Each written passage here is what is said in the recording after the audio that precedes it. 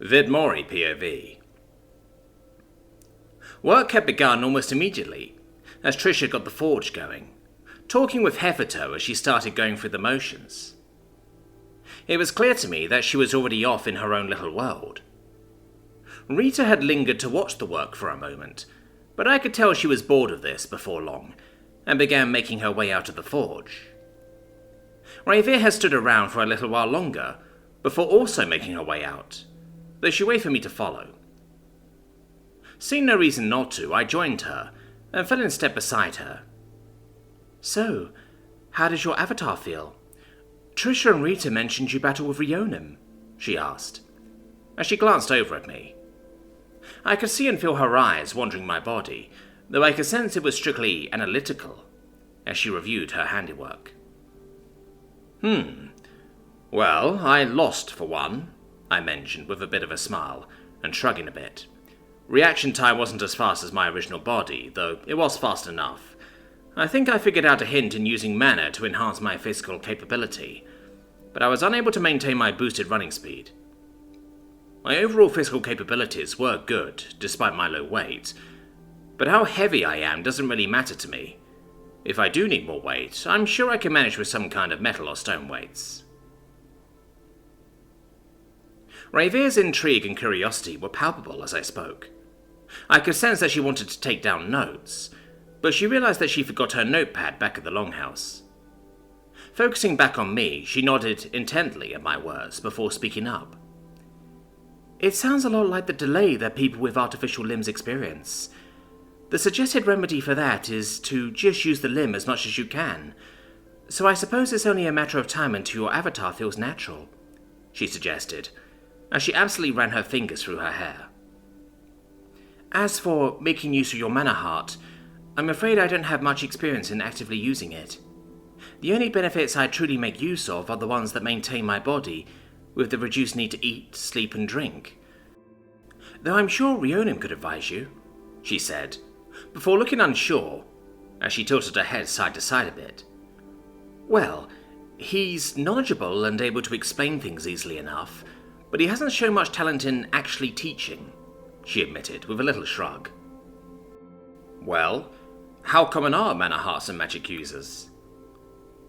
Now that I'm really thinking about it, the only people I've seen with mana hearts were mostly those in my service, aside from the Drake Wardens, Vertisa, Jazz, Lasnak and Sylvia. Isaac looked like he had some glittering lights around his heart, but he had not actually developed one yet. Even Dahlia only had a mana heart. It wasn't even that impressive. Ravir seemed to need a moment for that. I could feel her mind swirling with information as she considered my question. 1 in 10 people naturally develop mana hearts. 1 in 20 will develop their mana hearts to effectively use in combat at Rionim's level, and 1 in 40 are able to cultivate their mana hearts to develop a single mana ring," she explained, before looking over at me. "And that is only considering the short-lived races," she mentioned, as she looked back out at the tree line below us. "You won't encounter many as powerful as yourself, or even as powerful as I am, but there are many ways to develop mana hearts and mana rings, so there will be more than the predicted amount of those with mana hearts here and there, especially in the service of nobles, affluent merchants, among the guilds, or the various academies," she explained, as she listed them out on her fingers. "I see. Well, maybe I'll see for myself once my armor and equipment are ready. I was planning on joining Bastion, visiting the Hegemony, and investigating the trafficking on their side of things." I decided to mention it as we neared the base of my mountain. I could feel Revere looking at me curiously at that comment. "Are you sure you're up for it? I mean no offense, but this world is nothing like yours. I just don't want you to be taken advantage of or misled." She expressed sincere worry and concern plainly on her face as she watched me. I couldn't help but be amused by that as I returned her look with a quirked brow. "You may be 4 times older than me, but I'm still a grown man capable of caring for myself. People will still be people, no matter where they are from. As long as they can still be swayed by words, actions, kindness, or violence. I should be fine wherever I end up," I was half joking with that comment, but as far as I've seen with the people in the Haven, even if they look different, they're still just people like I used to know. I could sense Rayvere's uncertainty, though she soon accepted my words and decided to move on to the next topic, as we got down into the woods. "Well, if you're going on a trip, would you mind if I took Rionim and visited my clan?" she asked curiously. I could tell she wanted to go no matter what I said, though she also felt I wouldn't say no to something like that. And she wouldn't be wrong. "Leaving so soon? You haven't even been back for a full week," I mused, deciding to pry just a little bit before letting her do what she wanted. Rayvere seemed to catch on to what I was after, and obliged with a bit of a smile. "Well, I need to go report my status as possibly the youngest elven mage to etch their fourth ring of mana around their heart," she enthused proudly, though she then looked rather sheepish as she scratched the back of her head. "It's also been a decade since I last reported back, and I'm one of 15 elves to actually wander beyond my clan borders, so I should probably inform them of the events of the world sooner rather than later." She chuckled a little bit before looking back at me. "If it's okay with you, I'd like to return the remains of the elf we found in Lictrin's chamber to my people.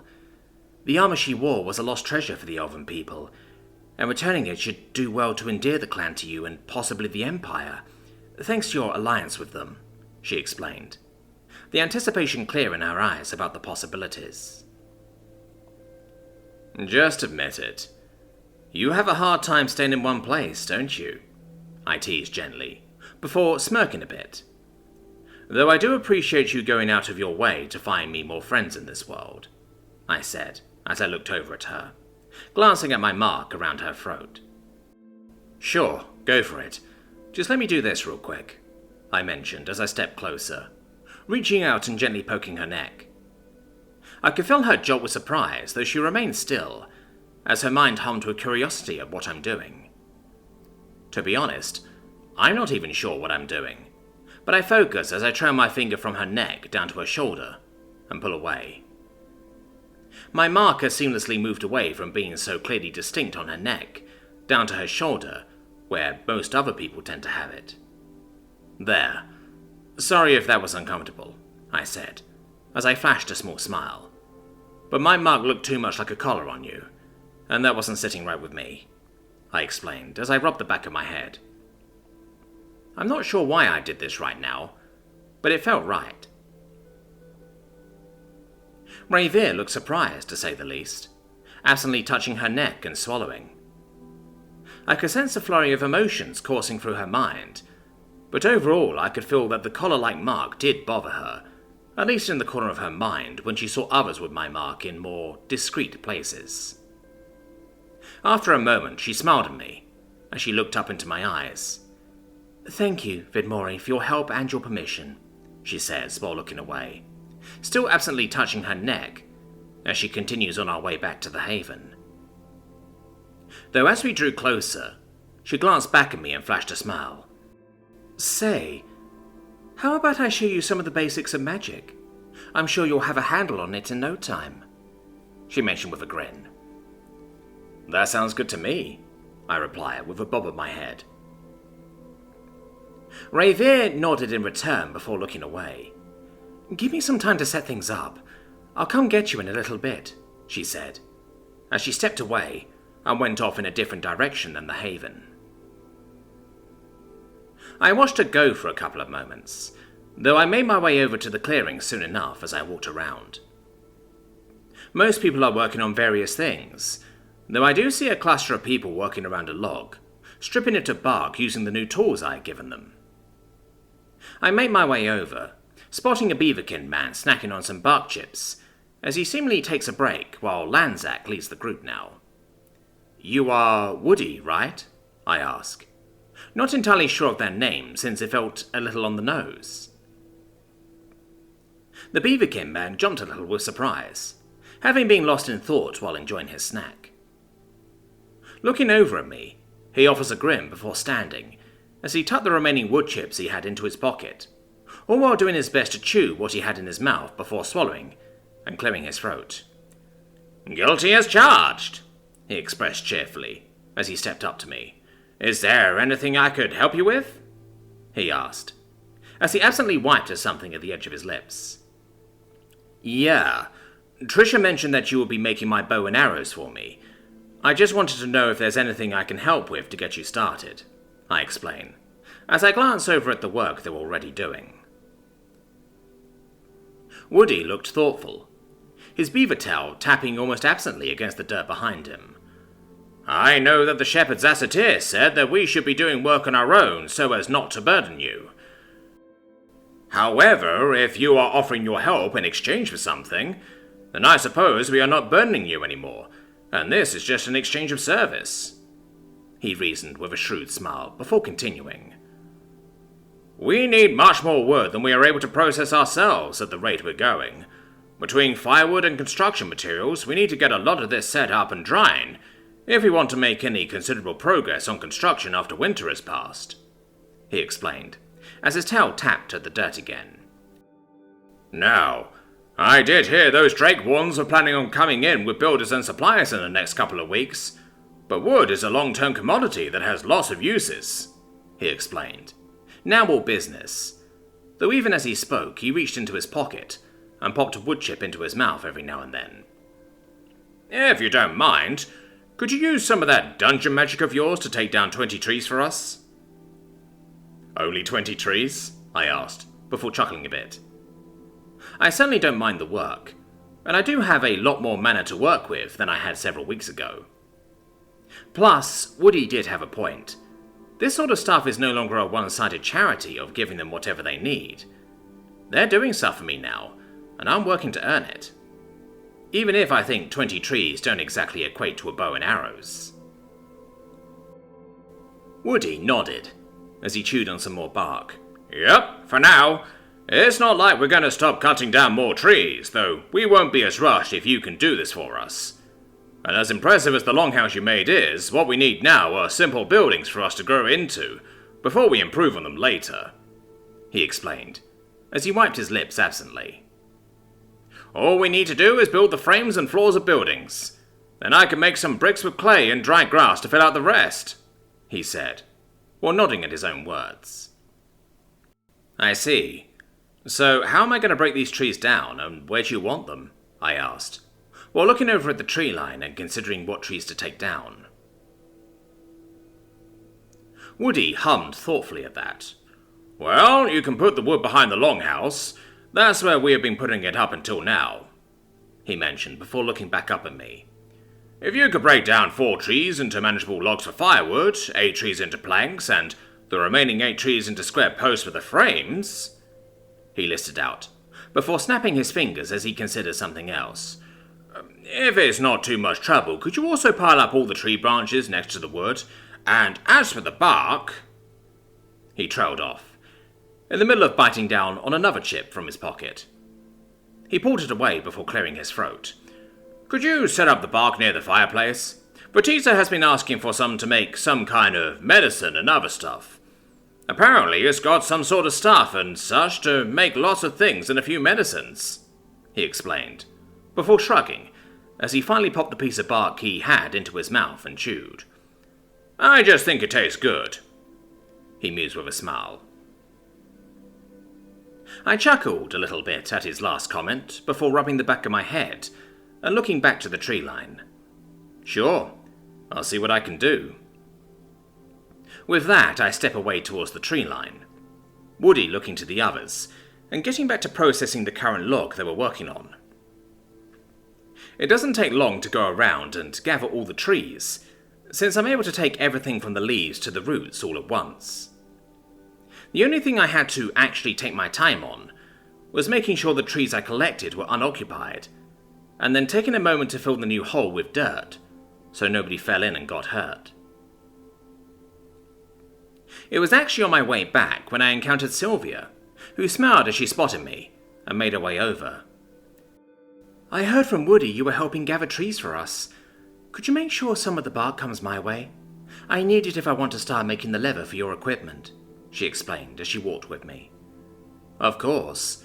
Do you think you'll have it ready anytime soon?" I ask, as we start heading back to the clearing around the longhouse. Though at that, I could sense some kind of unease coming from Sylvia, as she slowed her pace to stare at me. How soon are you thinking? She asked, before picking up the pace to walk by my side again. I look over at her and offer a shrug. Sometime next week, once I have some weapons and clothes, I'll start walking towards the hegemony and... But before I could continue, Sylvia started to chuckle before full-on belly laughing at me as she wiped at some non-existent tears, looking over at me and laughing some more, as she was soon doubled over at my expense. To say I was a little annoyed would be accurate, but moreover, I was just confused by her reaction. It took almost a full minute before she managed to get a hold of herself. Even then, she was still sniggering as she placed a hand over her mouth before speaking up. "You're such a silly human. I don't know how they did things in your world, but proper leather for armor takes at least 2 months to be armor grade. And that's not even considering all of the other prep work to get it done." She was panting, taking slow breaths as she did her best to compose herself, though she still turned red from the strain of not laughing at me each time she looked back up at me, having to physically place a hand over her mouth to do so.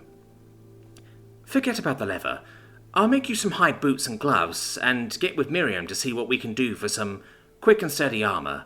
Just leave it to me, Vidmori," she mused, smirking at my expense as she smacked my lower back a couple of times, before walking off. Well, there goes my self-esteem.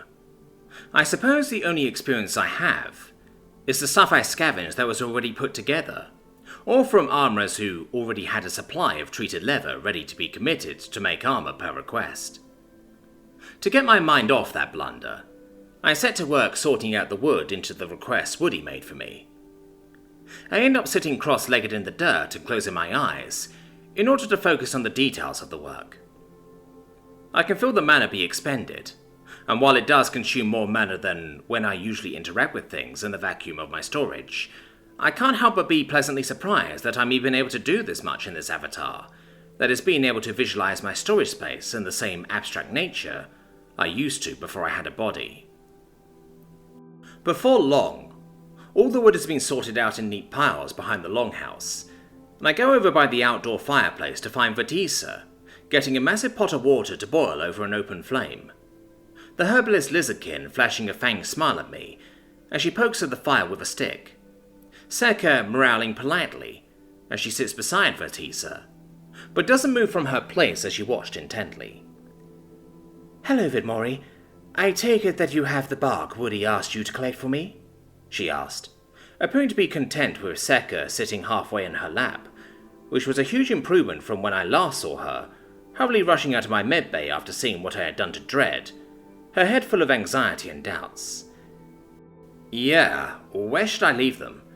There's a lot, you know," I mentioned as I made my way closer, reaching out and gently doting on Seka by scritching her throat, before stepping away to give Vatisa her space. I could see her eyes wander as she looked around before pointing at a spot a couple of feet away from her. "If you could leave them there, that would be great. Thanks," she said, as she brought her hand back and down on Seka's back, as she stroked the blue cub's fur. I can't help but feel she's underestimating just how much tree bark I collected. In the end, I settled with just dropping off a good 30 pounds of bark, and with that I could sense that Vatisa wasn't expecting nearly that much. "Perfect. I'll get to work refining all of this," she said pleasantly. She didn't visibly betray her surprise, though, instead bobbing her head as she went back to prodding the flames underneath the pot. Before I could get into anything else, Revere came into the clearing and waved me over, her hands and knees covered in dirt. Making my way over, I look her up and down before quirking a brow with curiosity. "I see you've been playing around in the dirt," I mused kindly. Revere, for her part, looks confused for more than a few seconds, before remembering something and looking at herself. She chuckled a bit as she scratched the back of her neck. "Yeah, about that.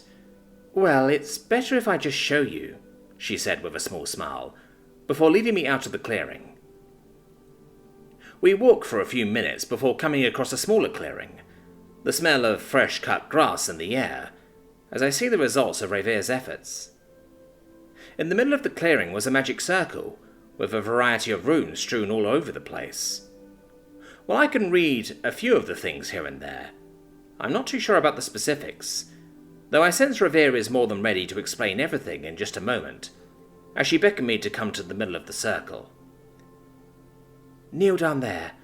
We're going to check your affinities," she mentioned, moving to get out of the circle, while stepping carefully between the lines and runes. Watching how she walked, I made sure to follow her example, crossing into the magic circle as I knelt down in the middle. "My affinities?" I parrot curiously. I mean, I knew I had 3 aspects, but I don't know if it's the same thing she's talking about. "Yeah, we're going to see what magics you have the greatest connection to, the base roots of which are the primal elements found in the world. Things like fire, water, earth, and air, among other things," she explained eagerly, as she pointed to the 4 big circles within the magic circle, before gesturing to the numerous smaller circles.